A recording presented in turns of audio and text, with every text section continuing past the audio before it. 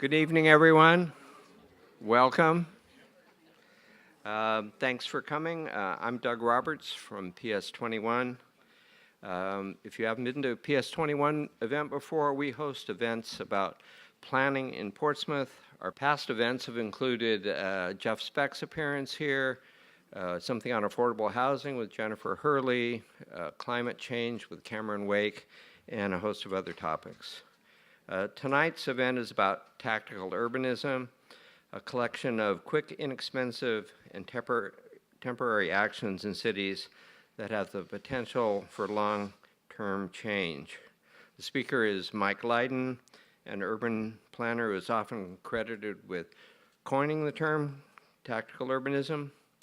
He is head of the Street Plans Collaborative New York office, the organizer of the Open Streets Project, which we had one here on Lincoln Street year before last, where everyone, they cleared off the street, let people ride bikes on the street for a full day. And he's the co-author of the Smart Growth Manual with Jeff Speck and Andres Duani, which was in 2009. It was a seminal book about smart growth. PS21, working with Mike Lydon, the city and West End businesses and residents, is undertaking its own tactical urbanism project. We're calling it Islington Street Lab. Mike will explain about it during this talk, and you'll be able to go out starting tomorrow and see the changes to the street, which will last through the weekend. So our sponsors are up here on the screen. There are nearly 30 businesses that have contributed or sponsored the event. City of Portsmouth, Griffin Family Corporation, Harbor Light Strategic Marketing, New Hampshire Charitable Foundation gave us a major grant. Port One Architects, VHB is the company that's doing the long-term redesign of Islington Street. Weekender House, White Heron Coffee and Tea.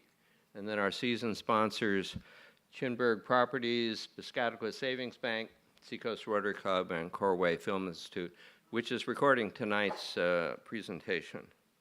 And these are our event partners, quite a few businesses from the West End who have contributed in kind or are supporting us in one way or another, and we really appreciate their support.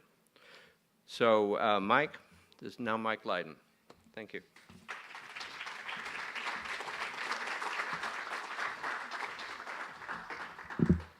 Good evening, everyone. How are you doing? Doing well? All right, everyone have a drink if they want one. I understand the bar is open. I'm just going to drink water for now. Hope that's okay.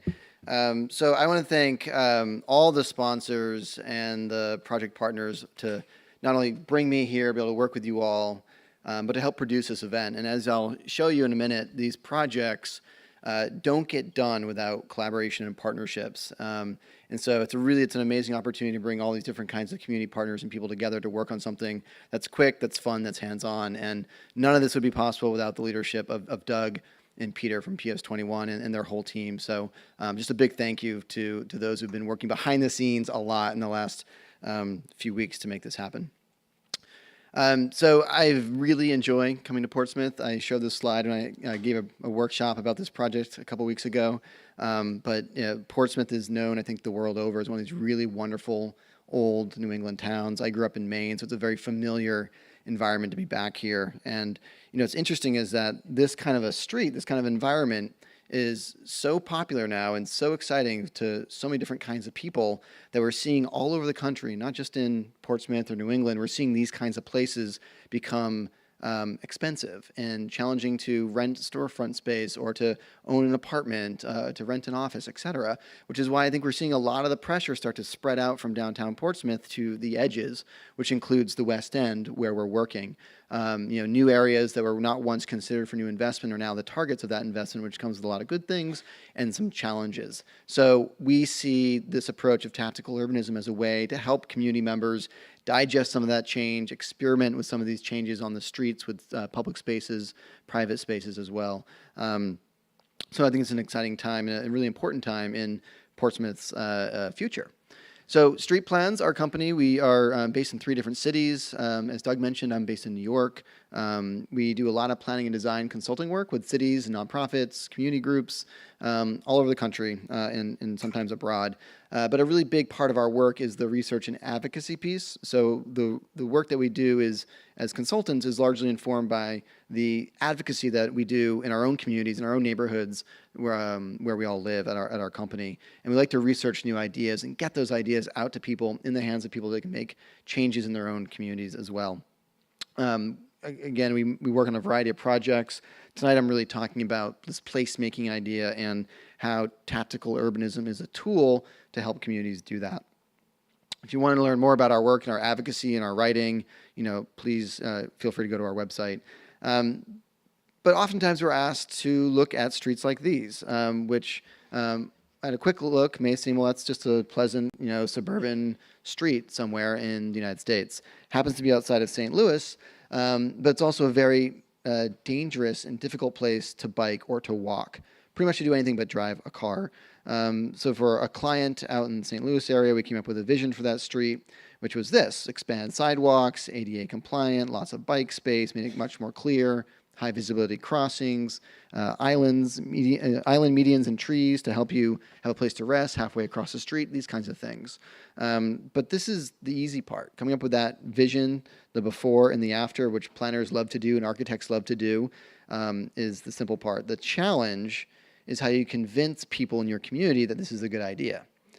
This may look good on the screen and on paper, but once you have to go and start talking to local businesses and residents, it just gets more and more difficult, right? And that's probably why 80% of plans don't get implemented. And as a planner, as someone who loves to think long-term and about transformation in cities and towns all over, I find that very, very frustrating. And I found that frustrating very early on in my career when I was doing some consulting work, when I was living and working in Miami, that the big project, the big vision, the big change was so necessary, but so difficult to achieve. So I started to look for ways around that issue and that challenge. And I think this quote really sums it up well from Jane Jacobs. If you know her, she's one of the most preeminent writers and authors about cities ever. And she says that city planning lacks tactics for building cities that work like cities, meaning city planners have a hard time doing the small things and the experiments and the one-off projects that lead to the next one. It's really hard for planners to do the incremental change. We all want the big, quick change, and those projects are 1, 2 per generation. So we're trying to, again, find new ways around that. So we need new methods for building cities. And I think we have this huge untapped potential in neighborhoods to work with people who live there, to have them physically develop and work together with the city to create these changes, or at least show what is possible in the short term. So this question early on in my career kept coming up. What can we do now? What can we get implemented? How do we get momentum going? How do I take my impatient attitude and get something done on the streets? And so I'll take us back to 2008 and back to the city of Miami. This is downtown. At the time, it was starting to be revitalized. New condos were being built, some new businesses, but on the weekends, it was still a ghost town. And we wanted to transform this environment, and we wanted to show people what a more bike and pedestrian friendly city would look like. At the time, Miami was ranked one of the top 3 worst cities to bike in across the United States.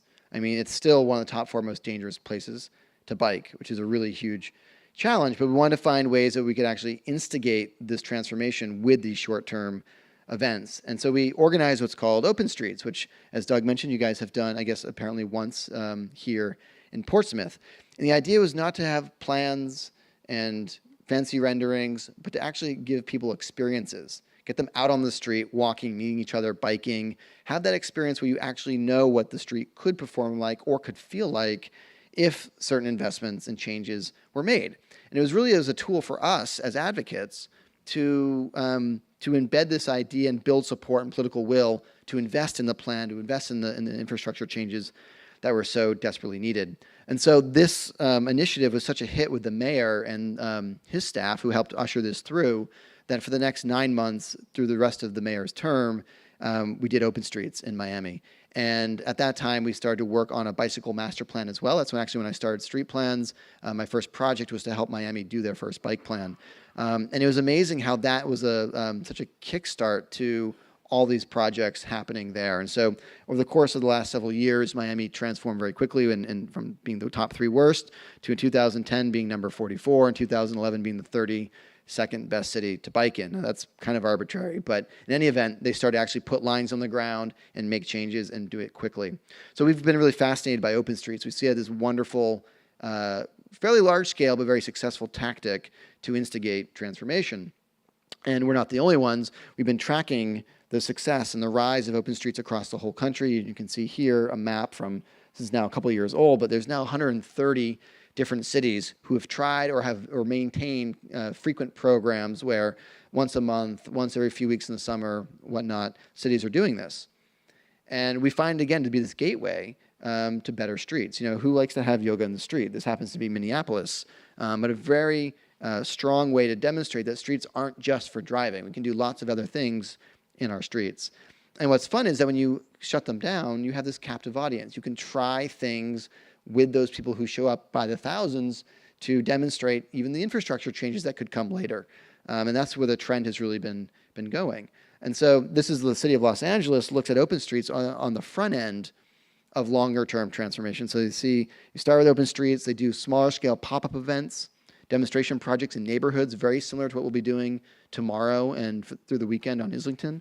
They have a program that allows business owners and citizens to get together to do this work, coming out of the pop-up events to do more longer lasting projects. And then together, these 3 steps lead into a streetscape plan. So again, it kind of turns the planning process on its head. We're so used to, as planners and designers, just creating this long-term vision, you know, putting our stamp on it and then saying, okay, good luck, city, go build it. What this does is it actually starts with the building and the making on the front end that informs what should be in the plan itself, what works and what doesn't work in these short-term projects.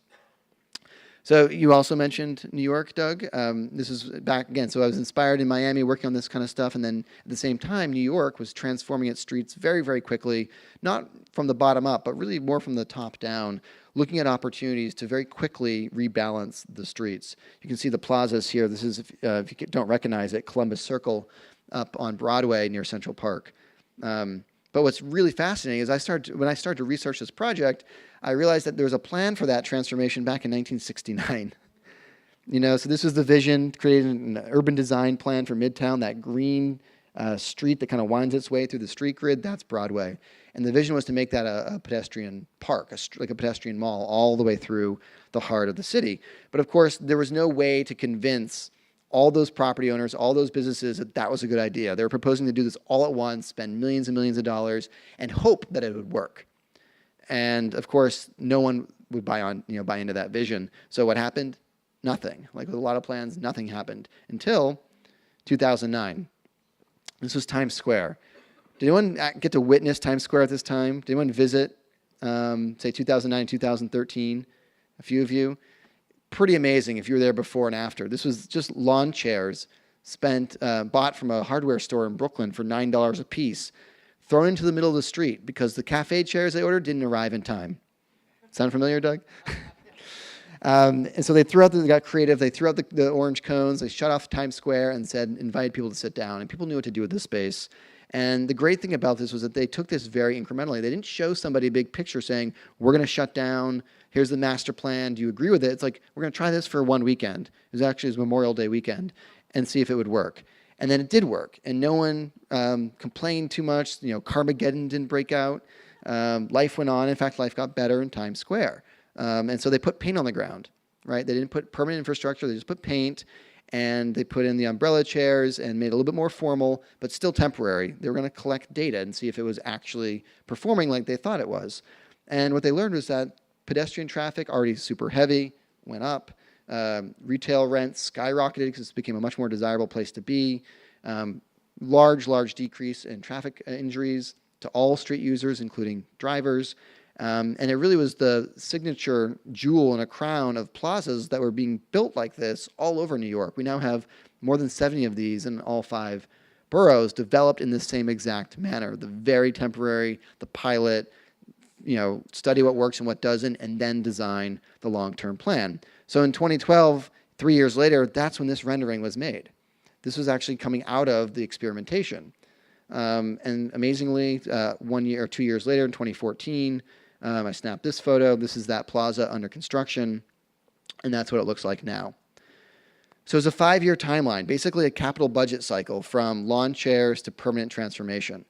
And I know that Portsmouth, New Hampshire is not New York City, quite aware of that. But the process used can work anywhere. In fact, we've seen it work in lots of different kinds of contexts, small towns to very large cities. And so it's a process that we call build, measure, and learn. Build something quickly, test it out, see what works, and then with that data and that evaluation, learn what the next iteration should be. So it allows us to take smaller steps, bite off smaller chunks, spend less money at the outset to make sure that when the time comes to spend the big dollars, we really know what's going to work and design around that. And so we've written about this. We started writing about this idea and this trend back in 2011. We released a online 25-page booklet, which is slightly a manifesto of sorts, but also a book of case studies showing where this kind of process had been kickstarted by both citizens and cities around the country. And I shared that with about 10 of my nerdiest friends. And I said, here's the idea I was talking to you guys about. Send me your ideas.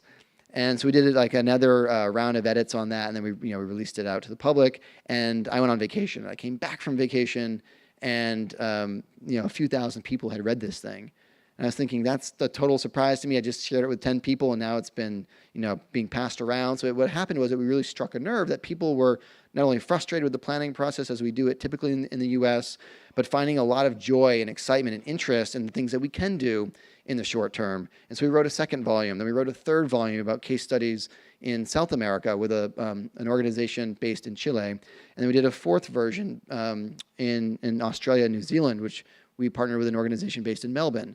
And so we've been trying to show and give examples of how this stuff works in all sorts of different kinds of contexts. Our next volume, in fact, will be in Italy, of all places, which is going to be really great to see that come together. But all these 4 booklets, which are online for free, kind of were our version of writing a full-length book tactically. So iteration after iteration led to the full-length Tactical Urbanism book, which we published last spring with Island Press. So to get at this word, I know it's wonky, but if you think about it in isolation, not in a militaristic sense, but just the true definition of the word, small-scale actions that serve a larger purpose. That's what we're talking about. And it can be led by cities, can be led by organizations like PS21, can be led by just normal citizens. And it's all about the short-term, low-cost, and scalable projects that are intended from the very beginning to create long-term change. So where we draw a line in the sand over what's tactical and what's not is, are we actually trying to achieve a larger, longer-term vision with the short-term project? So on Islington Street, absolutely. There's a whole plan that'll be developed by VHB about what to do with this corridor. And we're very, very excited because our 3 or 4 day project is a way to test out some of those concepts, which can then be vetted further and developed and put into that plan for investment later. But not every city is Miami or New York or even Portsmouth, who is very gracious in allowing us to go play in traffic tomorrow morning. Not every city wants to say yes. And so this is a group of residents and advocates and artists in Dallas, Texas, of all places. And the neighborhood got together, and they were having an arts festival, as they do every year. And they said, wouldn't it be great to actually try out some things we'd like to see in our neighborhood while we're having the arts festival? So we'd have a lot of people in the neighborhood. We could work with a lot of artists in the community who could help us develop the project. And so long story short, they pulled a block party permit as part of the festival from the city. And the city thought, yeah, great, you guys do this every year, have your party, have fun. But what they didn't do is actually close the street. So this is why it's tactical. What they did do was they took over a lane of traffic, they created a temporary bike lane, they put pop-up businesses and vacant storefronts, and then they wrote on paper every single ordinance and zoning rule that they were breaking during this project. And they put on each element, we can't do this, we can't do that, we can't do this as of right, but look at the environment that it creates and the kinds of people who want to be sitting on streets and having outdoor cafes and populating this neighborhood. And lo and behold, the city, who showed up to this event said, actually, you've got something here. We should actually reconsider our laws. So this is some of the things that they had on the books, like, fee for use of public right-of-way, including but not limited to sidewalk cafes, area times market value times 85% times 12%. What does that even mean? If you're the new business owner and you're just scraping together your capital to, open up, and you're trying to, show people that you are interested in the neighborhood, you want to present a welcoming storefront, and you have to deal with things like this. And so again, they went through every single thing like this and circled it and said, this is why it's difficult to have a walkable neighborhood. And lo and behold, this ordinance was created in 1941 and had not been updated since. So even the planners who looked at this thing didn't know what that meant, were scratching their heads like, why is this way? It doesn't have to be that way, right? So when we have zoning codes from the Leave It to Beaver era, and we're now in 2016, that's a problem. That's a real problem. So if we want 21st century towns and cities, we need to think very differently about how we manage and regulate and code these cities. So one of our big takeaways is that we need new software. We need new ordinances and codes and programs and processes for these kinds of transformations to take place as of right. So what ultimately came out of that Dallas story was that the city then hired a couple of the most enterprising of those art activists and said, can you go do this in this neighborhood, in this neighborhood, in that neighborhood? And that organization is now called Build a Better Block. And they've done more than 100 of these or assisted with 100 of these kinds of projects all over the world, including Tehran in Iran. They actually consulted with a group of activists through Skype to help them do a better block project in their neighborhood. So this idea appeals to a lot of people, And then ultimately what they decided to do is they took a plan off the shelf in Dallas to activate their very unwelcoming City Hall Plaza, a plan that was created in 1981 that they hadn't touched since, and they made it real with all these temporary elements. And so now Dallas has a monthly plaza event where they invite entrepreneurs, they invite people to come down, musicians, they have food trucks, and they bring thousands of people into this space to demonstrate and have conversations about livability and urbanism and how to redevelop and redesign the city to be more friendly to people. So the lesson here, I think, is that risks, really can pay off. This is a great example of how, more on the unsanctioned guerrilla side of the spectrum, a neighborhood resident in New Haven went out in the middle of the night and painted his own crosswalk at a very dangerous intersection. I'm not advocating you go do this tonight. If you want to do crosswalks, come tomorrow with us at 5 a.m. We're doing crosswalks. But what was amazing is that the city actually saw this response and said, that was technically illegal, but we don't have to respond as if it's illegal. We can actually say that's an act of civic will, civic interest. How do we support this? And so what they did was they had a conversation with the neighborhood, realized that this was a real problematic intersection, and what you see below it is a design that the city developed in response to this guerrilla intervention. And what's most interesting is that the guerrilla himself, Doug, then got elected to be a city alderman, right? And then from city alderman, he's now director of parking and transportation for the city of New Haven. So if you fight the man, you have to be careful because you just might become the man before you know it. And now Doug's a client of ours trying to do this kind of stuff all over the city. It's really great. Another quick example with the crosswalks is how a city can respond in a positive way. This is a project that was done in Seattle. It's an African-American neighborhood that's been facing a lot of pressure around gentrification, like a lot of neighborhoods in Seattle. And around an arts festival, some of the neighborhood residents went out in the middle of the night and they painted the crosswalk that already existed the colors of the Pan-African flag for their African Arts Festival. And the city woke up the next day, heard about it, and said, again, that's technically illegal, but we understand why you did this. So as opposed to fight it, what the city did instead was create a program that any neighborhood could then paint their own crosswalks and have their own designs that really speak to the culture and history and place, which is amazing. It's amazing to have a city that says, how do we work with you and create ways to say yes to placemaking, to customizing your neighborhoods, making it yours, and again, that in that act helps scale a project citywide. So one of the big challenges in cities is equity, and one thing a city can do is take a good idea from whether it's rich, poor, black, white, whatever, and take that idea and say, we're going to make that available to everybody. And that's exactly what Seattle has done. So we put projects on a spectrum from the unsanctioned to the sanctioned. And we find it fascinating how quickly things move from left to right. So there are three common applications of tactical urbanism. There's the guerrilla action, which I just spoke about. There's collaborative demonstration projects, which is kind of the bucket that I would put our Islington Street Lab project into that we're doing tomorrow. And then there's this what we call phase 0 implementation. And I'm going to show you some examples of these and then give you one longer case study at the end. So quickly, we did some work back in 2013 in Hamilton, Ontario. Advocacy group comprised of architects asked us to come teach them about tactical urbanism, do a workshop hands-on. And what we decided to do was select 5 different sites around the city. And we try 5 different ideas. And the Society of Architects put in about $5,000 total for all 5 sites. So it was about a $1,000 budget for each. And the idea was that we do this workshop with neighborhood residents and groups within these 5 sites. I would come back 2 weeks later, give a public lecture, kind of like this, and show the results of those projects on the ground that got built. The theme from the workshop became, let's calm our streets, let's reclaim some of the space, and then let's recreate it in the long term. And there you see those locations, more suburban, more urban, downtown, neighborhoody, very different contexts.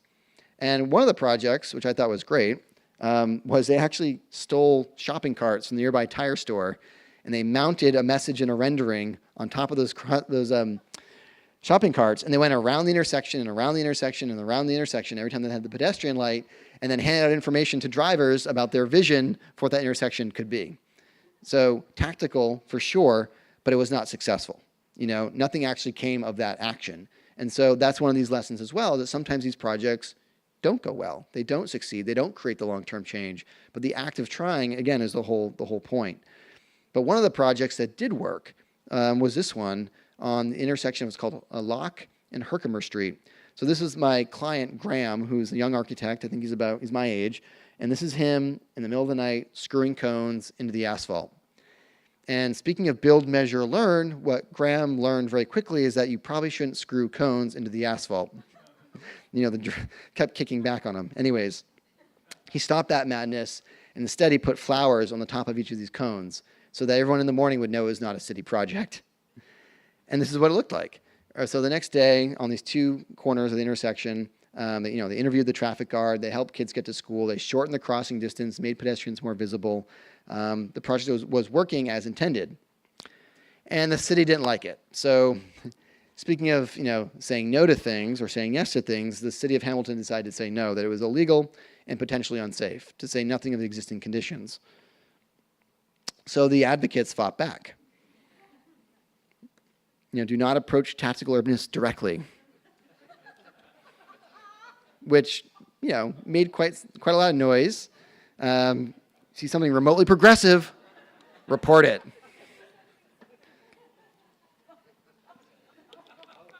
So you can imagine the city is also maybe not so thrilled about this new online Facebook campaign that's galvanizing passion around the city about creating safer streets. But 6 days later, this was the headline now in the CBC, Hamilton. Now this has gone national in Canada. I know their news isn't quite as intense and violent as ours in America, but somehow this made the news. And the city sat down with the Society of Architects. They outed themselves and said, yes, we funded it. Yes, we did it. An otherwise well-respected group of upstanding individuals in the community. And so then about 10 days later, the city went out and they painted high-visibility crosswalks. They created the temporary curb extensions, and they said, we'll give it a shot. We'll make it a pilot project. So there you see it on the 2 intersections, those 2 corners. And amazingly, the city had all this positive feedback. If you work for a city, and I work with a lot of cities, they don't get enough positive feedback. And so this felt really good to get this people saying, we want this is great, let's do more of this. And so they did. By September of 2013, the city had actually implemented 75 different intersection upgrades using this temporary pilot kit of parts. And then behind that, they've been implementing permanent curb and concrete ever since. As of last spring, last time I spoke to Graham, they'd done more than 105 different projects. So the small thing, the little pinprick can help heal the whole system. That's what happened in Hamilton. So in Morgan Hill, very different kind of story, more suburban town, south of San Jose, California. We did this as part of a planning process. So this is more not a guerrilla or unsanctioned activity. This is more of the collaborative demonstration. They had basically completed a 6-month or 8-month long planning process about complete streets in their downtown. And the lead consultant hired us to then demonstrate these two options on either side of a median that divided the main street. And so we decided to test out buffered bike lanes in place of a travel lane. And we tested out more pedestrian space in place of a travel lane. And we said, look, it's up to you. Do you guys like the pedestrian option or you like the bike option? And this was in the ground for several days, and we collected lots of feedback. And what was really exciting about the project is that the community had been debating these kinds of changes for a very long time, and there was no action on the ground. So what this did was it put it out on full view for the community to look at. The city council then decided to invest in a 6-month pilot to get real representative data on how it's working, et cetera. So that 6-month pilot went through the bulk of, or half of 2014. They extended the pilot because it was working quite well. And at the end of that, they decided to, unfortunately, not do the full-on lane closure. So they kept the downtown at 4 lanes, but they did implement a lot of the other recommendations like curb extensions and expanding the median and making pedestrian upgrades with short-term projects. So ultimately, they didn't go with the full vision idea, but they did get a lot of improvements done, and they did so very inexpensively and very quickly throughout the downtown area. So it's kind of a lesson learned there. In a workshop setting, in rural communities, this was actually this past March in Montana. So I was in Great Falls, Montana, and I was doing a training with 9 different communities from around the state. And what we did was a crosswalk demonstration where there wasn't one, just to get them, their engines fired up about doing these kinds of projects and train them on how to get on the ground and do it. What was really heartening, and this was just a couple weeks old, coming out of that training, the community of Whitefish went out and decided to do a 13-block long pilot bike lane, protected bike lane demonstration for their kids on Bike to School Day. We've never done a 13-block long demonstration project. If you've been in the trenches with PS21, that's kind of insane.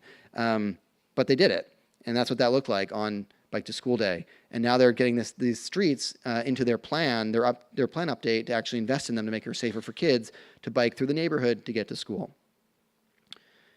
In terms of public space, this is a project in Penrith, Australia. This was also in conjunction with a plan on the backside of a 18-month-long master plan for their main street. Penrith, by the way, is a town of about 20,000, so it's about the same size as Portsmouth. And they had this space at the end of this main street, which was gated off, hot in the summer, cold in the winter, fairly ugly. And that's what it became within 1 month. So we flew over there with a colleague of ours who did the plan. And in the plan, she said, you have to keep momentum going. You can't just put a plan on the shelf and expect it to get built. You've got to build something immediately so people know that you're serious about it. So we did a workshop with about 40 residents and business owners and came up with a vision right there that day. And the city committed $40,000 of money to implement it within 1 month. So not a little amount of money, but also not a lot of money. And what they committed to was a 6-month process of analyzing what was working, what was not. And if it totally failed, they would rip it out, no harm, no foul. If it worked, then they might consider it for the long term. See some images there of it being activated. This is a whole half block of a street. And what they found through the 6-month pilot is it was a big success. There were some tweaks that were needed, of course, but they wanted the pop-up park to stay. So it's still there. And it's a placeholder for the $3 million investment that's coming whenever they find $3 million. But in the interim, it's good enough for now, and it's providing public space and support to businesses in a way that was not happening in the past. And they've also learned from this. Now they're doing pop-up projects elsewhere. So it's become part of their planning process. Part of the DNA in the city is to think, how can we do a demonstration and a pilot to help get people engaged, to implement, and move forward.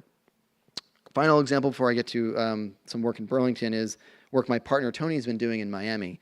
Tony lives about 4 houses away from the 6.2-mile corridor that runs north-south in Miami.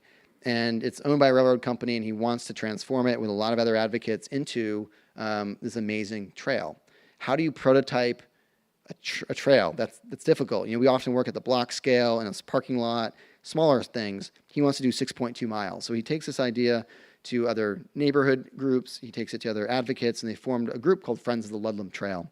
And they created a vision, and they had a charrette, in November.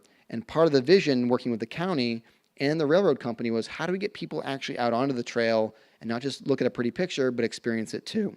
And so November of 2014, the charrette, and then November 2015, you can see the permission was given from the railroad company to start activating the trail, segments of it, to get it to be more experiential on a monthly basis. So now they have what's called Ludlam Days, which on that monthly basis, different programming happens every month to bring people there. That's very open, it's free, it's family friendly, and it's the railroad company that's paying for it.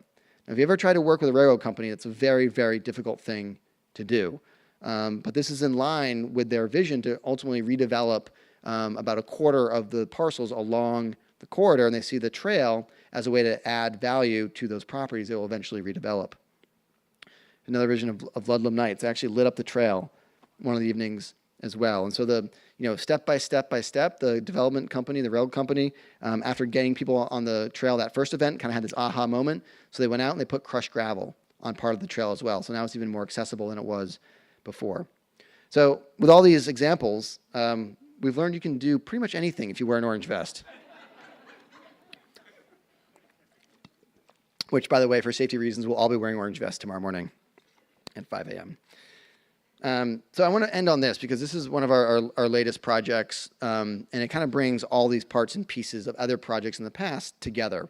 And we've had a very willing and wonderful client in Burlington, Vermont. And so they hired us along with a engineering firm called Du Bois & King that's based in Vermont to do the city's first bicycle and pedestrian master plan. And it's a pretty aggressive plan, I'm going to be honest. It's a 10-year vision. It's $55 million to implement everything in the plan. And that's a difficult ask on a small community like that, a small city. Presently, you can see the network, the orange lines and the green, it's pretty disconnected. Amazingly, though, Burlington has a bicycle mode share already of about 6% with disconnected infrastructure. They have a walk mode share of about 20%. So it's very high compared to most U.S. cities. If you don't know anything about, when I say mode share, I mean the way that people get to and from work. And to have more than 1% bike share in the U.S. is good. They have 6 is great, but they want to go even higher. They want to double that. And so we've created a vision for them and a network. Those blue lines are a protected bike lane network. So you could be in the north, the south, or on the UVM campus or downtown and never be that far from a protected bike lane that would get you throughout the whole city. And we want to, again, increase those, basically decrease the driving mode share from about 54% of single occupancy trips in cars down to 37%. So people have a lot more options to get around. But how do you take a big plan like this, that's $55 million, and implement it? Remember those angry people with the pitchforks I showed you earlier? They live in Burlington too, as progressive as they like to think that they are. So they've had a lot of demand from neighborhood groups and from advocacy organizations to do tactical urbanism. And the cities had no way to say yes to them. And so as part of our work, they came to us and said, look, we know you do these demonstration projects. Is there any way you could write a policy for us where we could say yes? So on top of doing the bike plan, we've written now a public works policy that allows them to do this. So you can harness the energy and the volunteerism of groups like PS 21 in Portsmouth in Burlington to implement and try things out, to show neighbors that it's not so scary to repurpose some of our space, to try out different progressive ideas for infrastructure that no one's seen in Burlington before. So it's a pretty exciting opportunity, we think. And so that guide and policy, it's a policy for the city, but it's really a guide for citizens on how to do these projects, is now being reviewed by Public Works and hopefully will be drafted very soon. And the whole point is to take the demonstration projects to the pilot phase. The city already has a pilot ordinance, and they're using the demonstrations to kind of feed into that to figure out where they should invest more of their dollars to get these projects that are in that queue in the 10-year plan happening faster. So that permit process, it looks a little complicated on the screen, I know, but it's 4 basic steps. You develop your idea, you share it with the city. We have these predisposed kinds of projects, or 6 basic projects you can do as of right. You can do others, but these ones are pre-programmed in. The city reviews it. If you're good to go, then you basically go to stage 3, which is you notify abutters and business owners and whoever else and say, we're doing this project. If you don't get permission, then you go back to square one, you make some adjustments, then you resubmit, get your permission, and move forward. And then you basically build a project, and then you write your thank you notes and say, that was great, and did it work or did it not work? What did we learn? So the whole process is intended to take about 45 days, from idea to implementation, which is not overnight. We've had to move a little bit faster here in in Portsmouth the last 3 weeks or so, but it allows plenty of time for the city to really be involved and understand what's being done on the streets. And, we look at history. We always look at history in communities that we work in. Burlington did this back in 1971. This is a demonstration project on that main street I showed you at the beginning, the pedestrian street, to transform that into a pedestrian mall. A lot of pedestrian malls didn't work very well in the United States for a number of reasons we can get into later, but they want to show that not only the street could be closed to cars, but also that you could dine outdoors. At this time, you couldn't eat outdoors in Vermont. It was illegal. They thought it was unsanitary. Imagine that. So it became it became Church Street today based on that process. So we showed that to them and said, you can do this, you've done it before. It's been the process that created the best street in town. So we worked to actually take our draft policy last September and do 4 different demonstration projects to test out our own process. So you can see the blue lines there, that's their open streets route. So we wanted to actually connect the orange and red lines to that route. So those streets would be open to cars, and they'd cross over and connect to the streets that were not open to cars during open streets. So we'd test out bikeways. And on the left there, that's the south end. They were having this event called the Art Hop. 10,000 people come out over the course of the weekend, and we wanted to actually program and activate the space. So we had about $4,000 total in funding for this, which partially came from the city council. We wanted to engage the community in our plan. So this is not about showing up to a room and having me yap at you and show you maps, but actually getting out into the street. And then test our own process, as I mentioned earlier. One of the very quick pain points that we realized that when you're working at such a big scale, multiple streets and multiple blocks, we need a traffic management plan.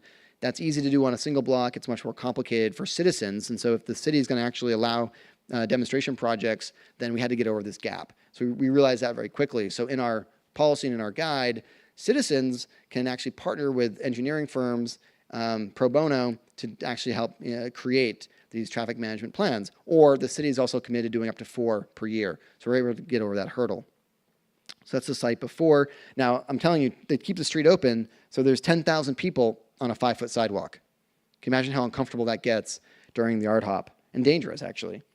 So that was the after. So that was temporary paint, that's crates, similar to what you'll see tomorrow, and cones, and then that tent right there is where we set up to have conversations with people about the master planning process and how they can get involved and how this kind of infrastructure is what we're trying to achieve middle to long term in the city to make it more friendly to people.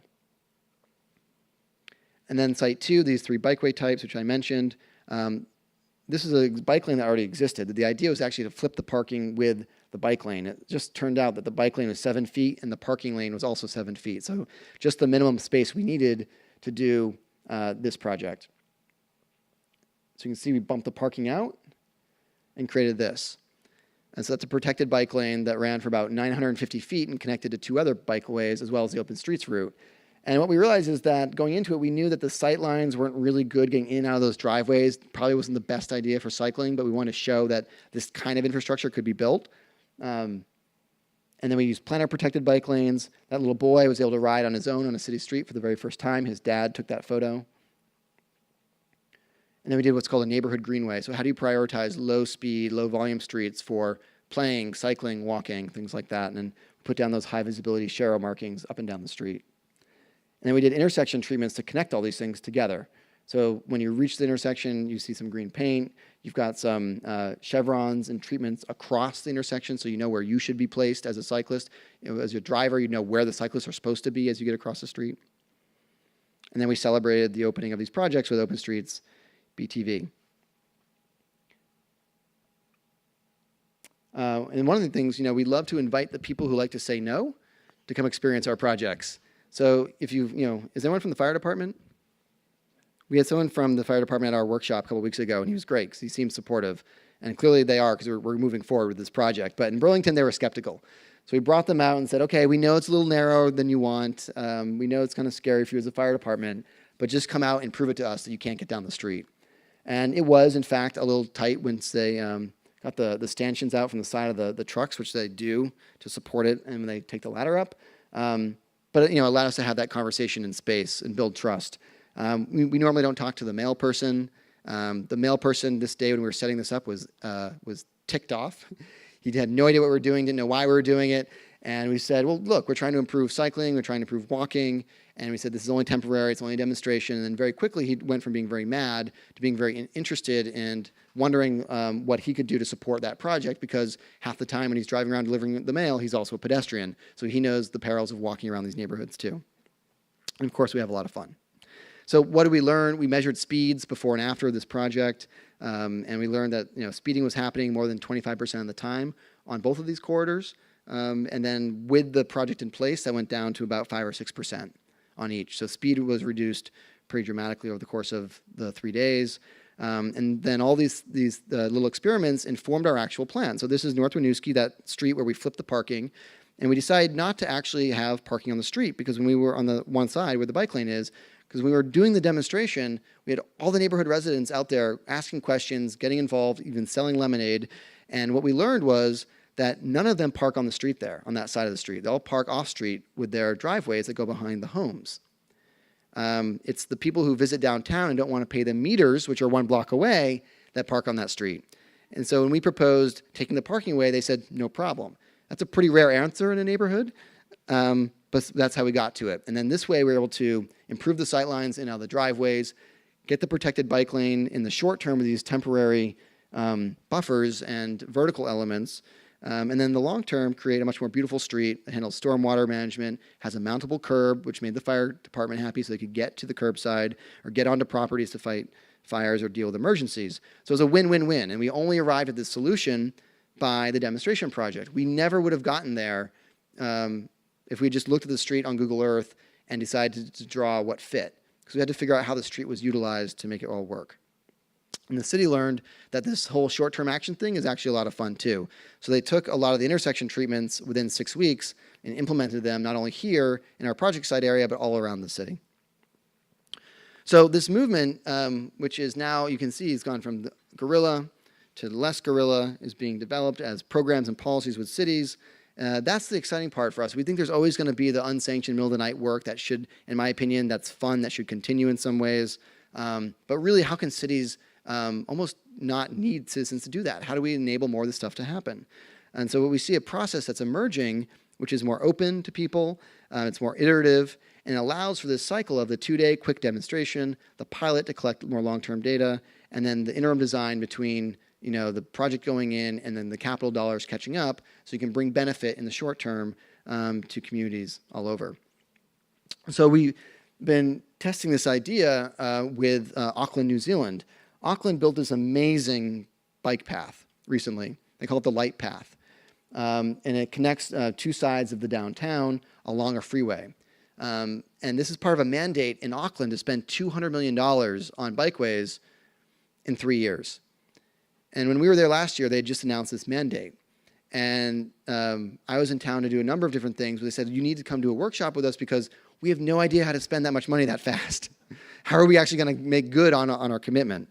So the idea was to take a lot of engineers who are comfortable behind computer screens and in classrooms like this and get them out on the street to actually do some of these demonstrations. And we said, you can deliver these in a very quick way. You can hopefully deal with some of the political pushback by doing the demonstrations and challenging neighborhoods first before you commit to these big projects like the Light Path, so that you don't have NIMBYs blocking all of your projects. Now you can imagine there's not a lot of NIMBYs along a highway, so that's pretty easy actually to pull off. It's expensive, but it's easy. Getting into the neighborhood fabric would be a lot easier. So that's the process they've been utilizing. And we also worked with Auckland Council to develop an activation program for their city center. They're experiencing $10 billion worth of development in the next few years in downtown Auckland. Huge amount of money, including new rail links that are digging up streets. And so they want to use tactical urbanism to create installations and activate streets and help businesses out during times of construction and interruption. So they're calling it really a strategy for disruption management. And so you can see here their whole plan. They've got their downtown plan.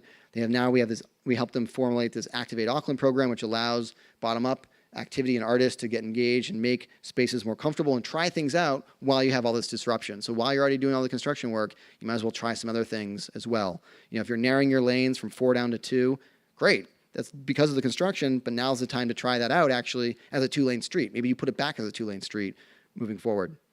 So we're really talking about now is embedding this into practice in a way that helps us build better cities faster. And it's not about the single project. It's not about the parklet like you see here in San Francisco. It's not about the one curb extension on Islington Street. It's about how we embed these ideas and create scalability citywide. This is the number of parklets that now have been built in San Francisco. So what you're seeing is whole corridors neighborhoods being transformed. Like that one corridor that you see north-south there with all the circles, that's Valencia Street. You set a pattern. When you start to realize as a business that you can make more money with more people sitting in front of your store, that it creates a more pleasant street, more people start walking, then it's a pretty good investment on the front end to do this, which is why you see more than 60 different parklets and more coming in the city of San Francisco. So it's not about the one thing, but in aggregate, you get to transform the city streets. With that, I'll say we need to be tactical, but also strategic. It's not one or the other. These things have to work together, and we need tactics to help implement our strategies. And it just feels good to get things done. So, to close, what the heck are we doing on Islington Street? Quite a bit. So it's going to be a fun morning tomorrow. So for those who weren't part of the workshop a couple weeks ago, I came to town and we had probably about 40 or 45 people.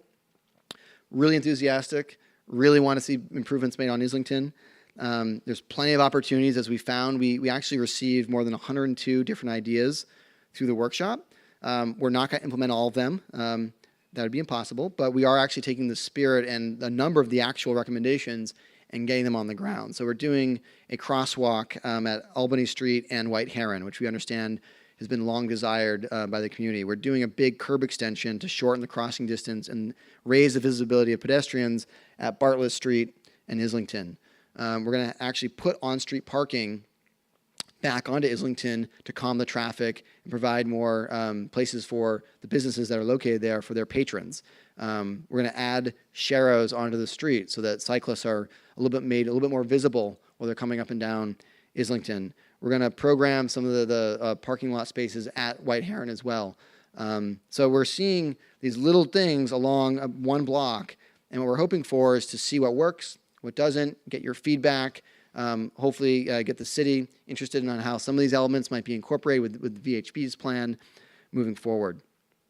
So here's the street today, and if you can read the plan, this is kind of the vision for tomorrow.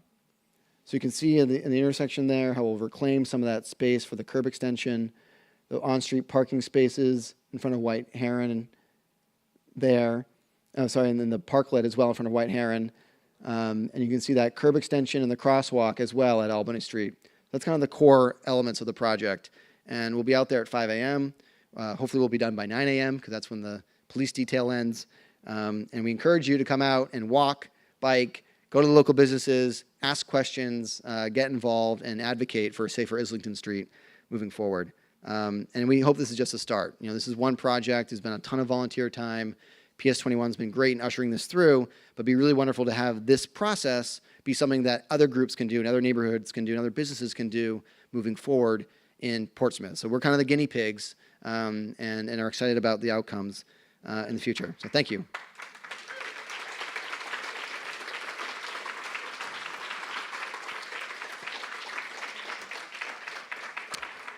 So I think we'll do some questions. Is that right? Hey, that wasn't so bad. So we're going to trade mic. You put on a mic. Okay, this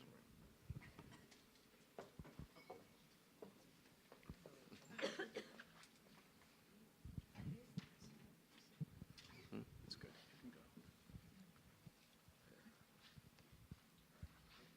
So, questions? Hi, I know you heard about the parking lot at CVS drugstore. Mm-hmm. It empties out onto Islington Street, and it's treated as if it's a street, and it's confusing for drivers and pedestrians, and it's not square with Bartlett Street. Further, there's going to be new apartments in the old, I guess, brewery building, micro apartments, so it's going to be more traffic coming through that cut-through street. So if we're tactical urbanists, I know we're not going to deal with this tomorrow, but looking to the future, any strategies that you would recommend for dealing with this particular problem? Yeah, sure. Thanks. So this came up a lot in the workshop for those who weren't there, and it's very clearly an issue. You can just visually see the challenge of that intersection.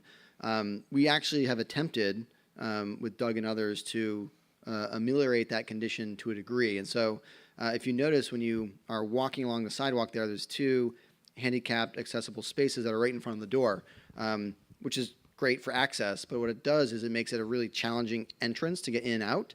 And so the proposal to CVS, which we're hopefully we'll hear back maybe even tomorrow morning, is to actually just move those two spaces just over slightly and create more of a welcoming entrance to the store.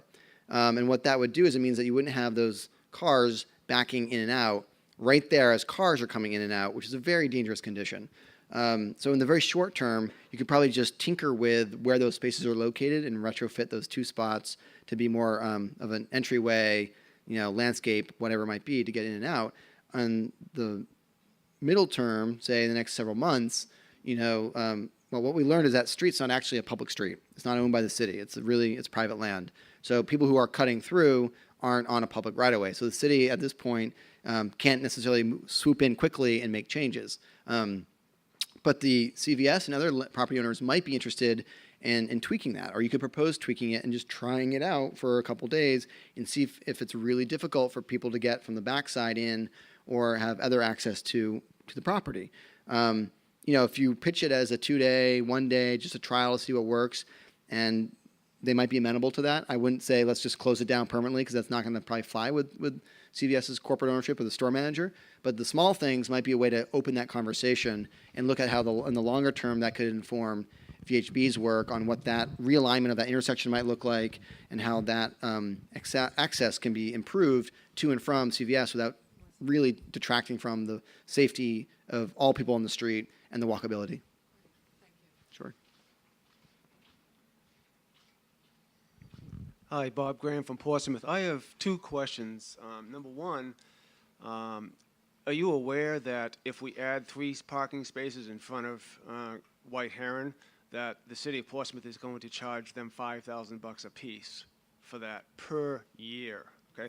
Number one, how do you get past that? Number two, since I've been around here since 1989, everybody that heads south on Islington Street to go underneath that bridge at Bartlett Street, habits are habits, and people stream through there 25, 30 miles an hour if they get the green arrow.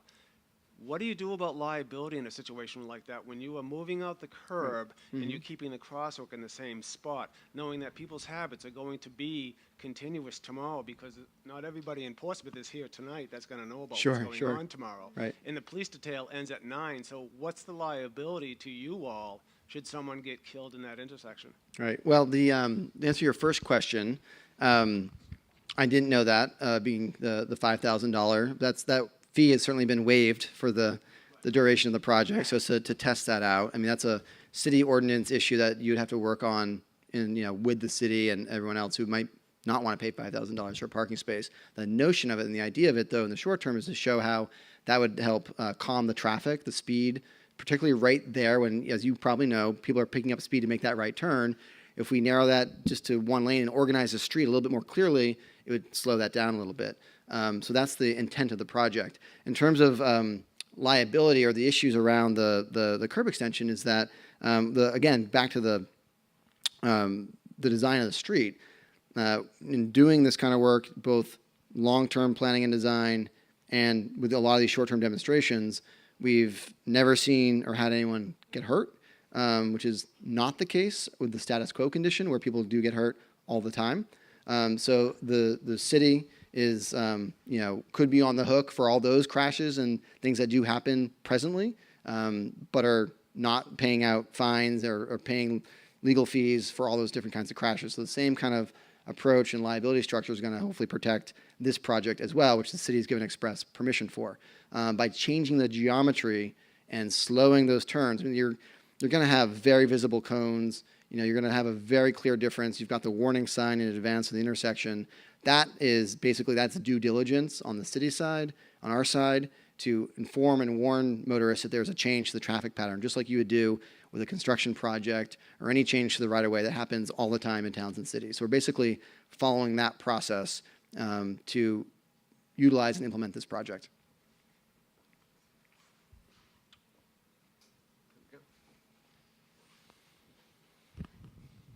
Does your project or tomorrow include the train trestle under Bartlett Street?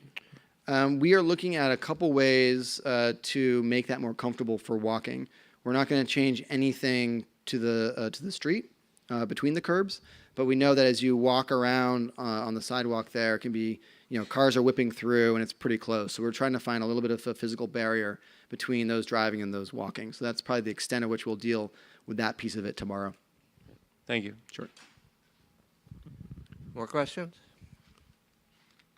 This is related to the person who was worried that people who aren't here today might not know what's coming down at that intersection. And I thought the same thing too. And I actually was wondering if you were putting signs starting at Cabot Street that are, hey, be prepared to think differently or something like that. I mean, at various different poles.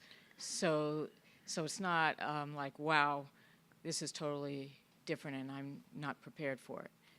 I mean, they could be temporary signs that could come down, but I was worried about that too. Yeah, sure. So we have the big message board signs, the solar-powered message board signs up announcing the change in traffic pattern. I don't think we have FYI signs up and down the street, but the advanced warning signs and then just the sheer design of the street will inform people that things are different. And quite honestly, we're okay if some people are upset. That's actually part of this process, is that not everyone loves change, but we want to see how it works in this configuration temporarily. And if there's negative feedback, which there'll probably be some, and there's a lot of positive feedback, then we can weigh those pros and cons in some of the the next steps, advice, or how the city looks at this project moving forward as part of their planning process. Also, in advance of White Heron, the city is going to put cones on the street, so it's not yeah, Right. yeah, so it's not suddenly, it's going to become a more narrow street. In terms of the immediate abutters and business owners and landowners, PS21's gone door to door to door to door to door and talked to most people over and over about this project. So within the immediate influence of where we're doing the work, everyone knows it's going on. So we have that support, and that's why a lot of our partners are based right there who also want to see, a safer, more organized, pedestrian-friendly street.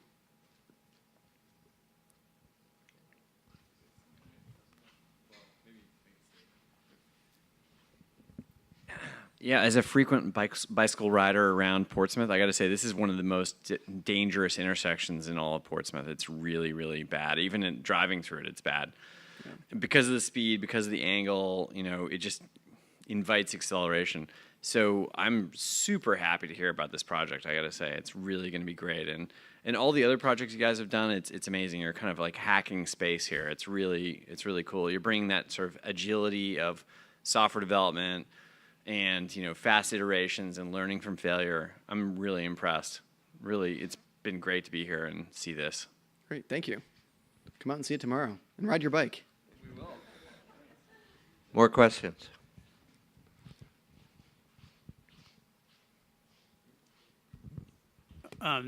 There's some things that happen on that street because of the way the lights are configured as well.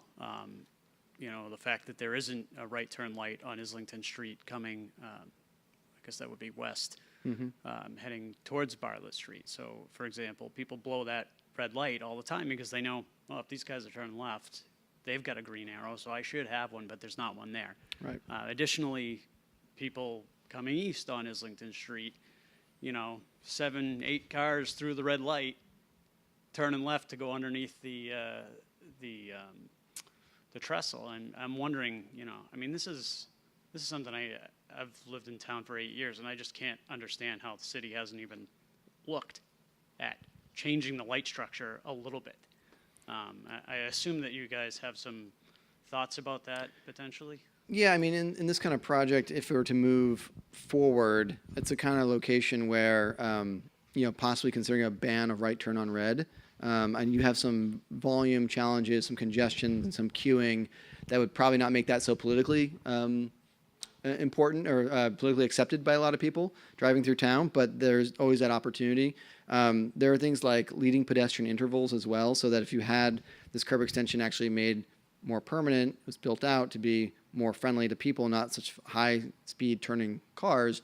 A leading pedestrian interval is basically you get the walk sign before the people driving get the green sign. So you get to start crossing the street in advance of the car being able to make their turn. So then you're immediately made more visible in the crosswalk from the outset. So that in terms of signals, that's a little bit of the tweaking that you could do. Clearly not everyone's going to respond and follow the law.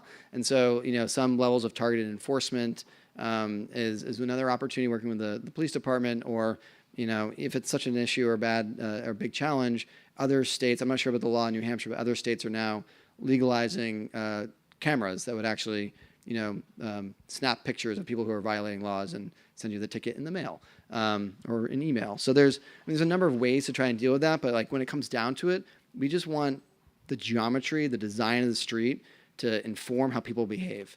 And we can't control 100% of the time all behavior, but we think we can actually organize and improve the behavior by the majority by these tweaks that we're going to try out tomorrow. And, not everything is going to work perfectly tomorrow. That's always the case with these projects. We learn from the things that don't work great, but that's exactly what we're trying to get to, is what will work, and feed that information to the VHB team and the city team to think about long-term as they construct and reconstruct this corridor and that intersection in particular.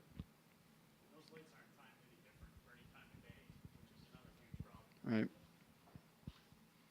have one question continuing on his.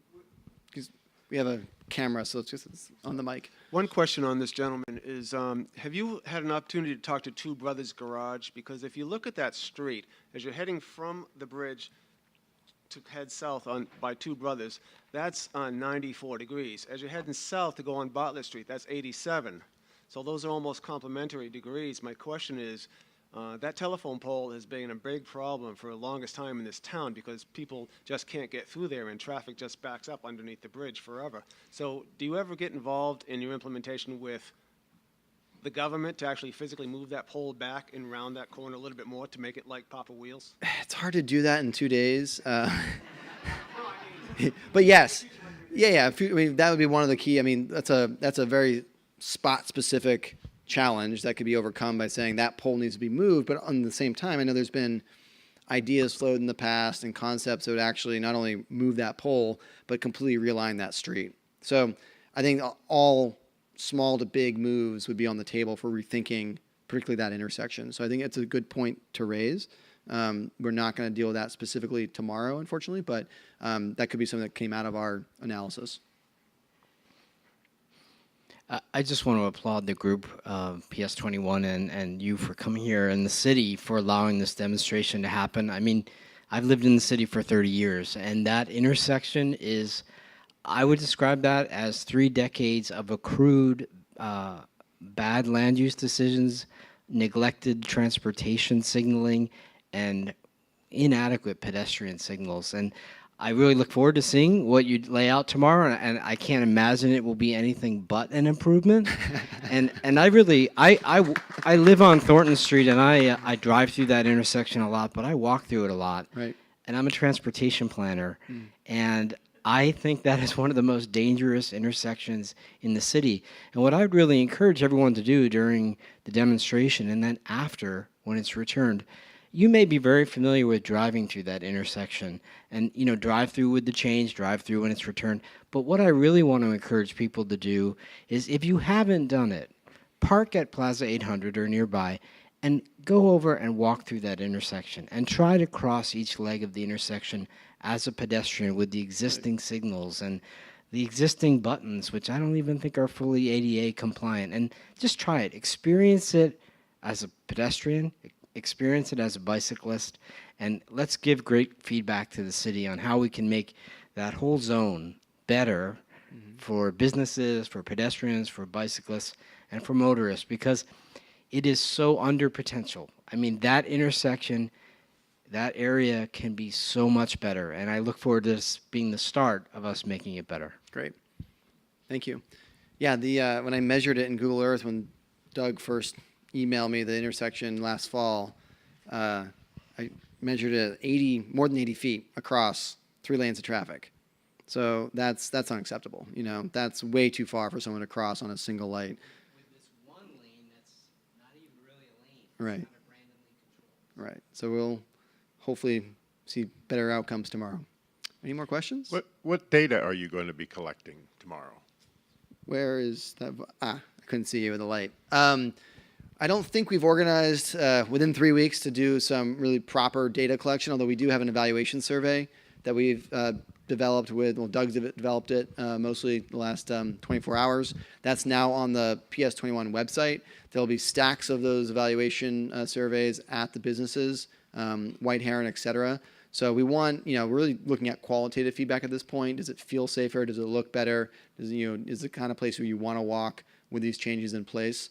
And start there. I think moving forward, some of these elements may or may not be able to stay. Some of them are actually very conducive to the 6-month pilot test. So I could see some of the curb extension treatments, some of the crosswalk, the bike treatments, the parklet. Some of that stuff, the city, if they wanted to, could invest a small amount of dollars in the very short term this summer and test it through, say, November and do the evaluation, speeds, counts, cars, bikes, walkers, et cetera. And, quite frankly, if some of the businesses wanted to play ball, we could look at sales receipts and see if there's any improvement with making a safer, more accessible street. That's another key data collection point that often comes with street changes before and after. So some of the things. So the website is ps21.info, and there is a survey up there right now. And also the city is doing some sort of speed check. It's kind of a general one, and they're doing a before and after. So we're not clear what kind of data that will show, but they're making an effort in that regard. Sorry, I forgot about that one. Thanks, Doug. Any other questions?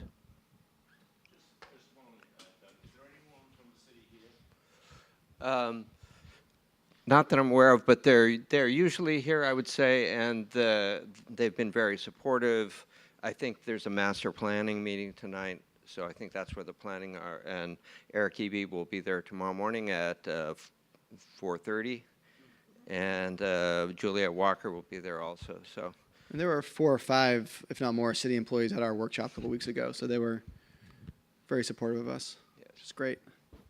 I just wanted to add, Juliet Walker, she's collected data for pedestrians. Actually, I did it. Okay. I sat at that intersection for a few days and Click, click, click. yeah, I made hash marks of all the cyclists. I don't remember the statistics. I did it last summer, Okay. but they exist. Okay, that's great. Well, we have some So, let's say pre-data to look at. I did not see that, so I will ask Juliet for it. Right. So the city has given us $1,000 toward this project. They're also bringing cones.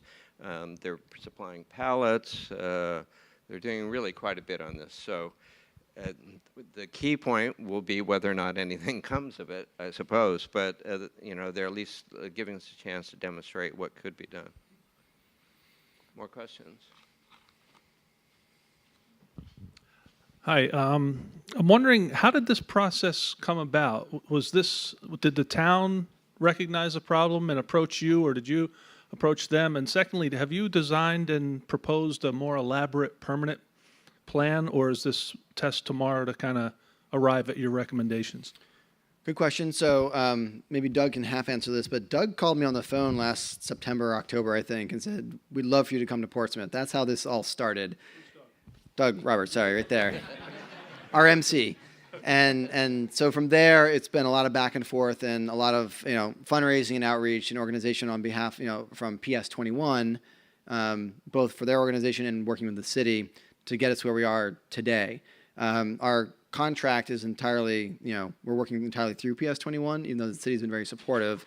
Our work and the results here our scope is not to develop a formal plan, but hopefully the learnings and the experience and the whole process can not only inform the work moving forward with VHB, which is the consultant team working on the corridor plan for Islington, but the process can be something that can be repeated, over and over for different kinds of projects in Portsmouth. I think there's a real opportunity with a community like this to do more of this kind of stuff. There's it's a lot of work, it's a lot of organization, it's a lot of outreach, as PS21 can tell you, and all the volunteers involved.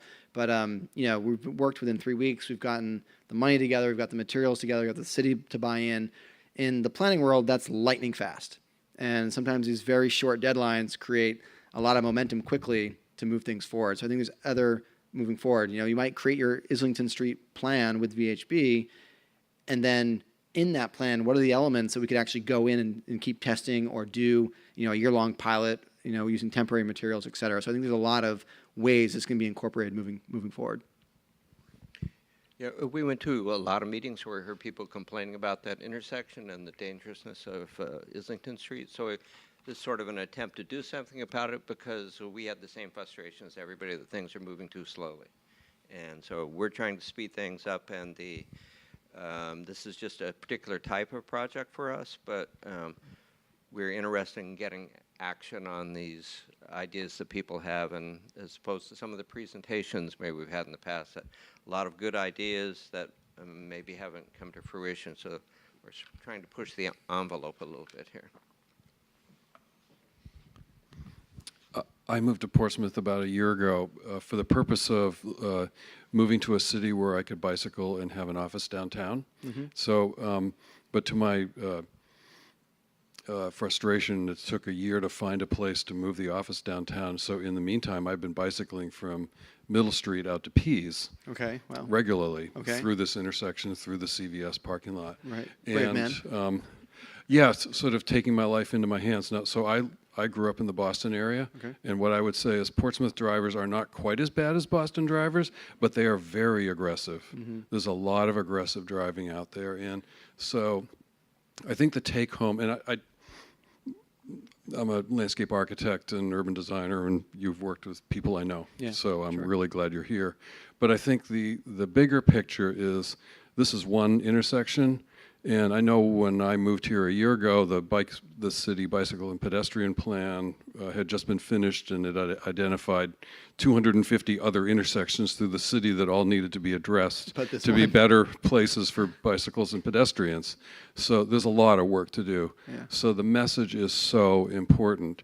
And it's just about trying to settle folks down a little bit. And I hope that that's what I'll see you tomorrow morning. Great. And I'll bring my own orange vest. But I think it is very important because people are getting hurt, and it's also it makes us a less civilized city to have people roaring around corners, right turns, just completely ignoring the safety. If you look at some of the, particularly with some of our downtown streets that are 2-lane, one way, that they're raceways. Right. And we tried to work, Jeff Speck had some amazing ideas, all of which are entirely implementable through the same devices that you use, that they could all work extremely well in a different format. So hopefully there'll be a wonderful learning curve and experience out of this, but people are going to have to be just a little bit patient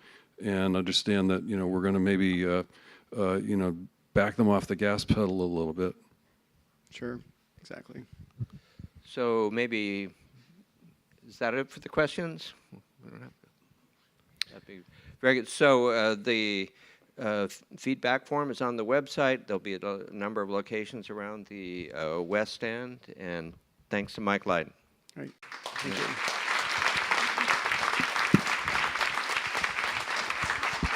Thanks for coming, everyone. I hope you have a good night, and I'll stick around for a little while if you want to talk to me one-on-one. Thanks.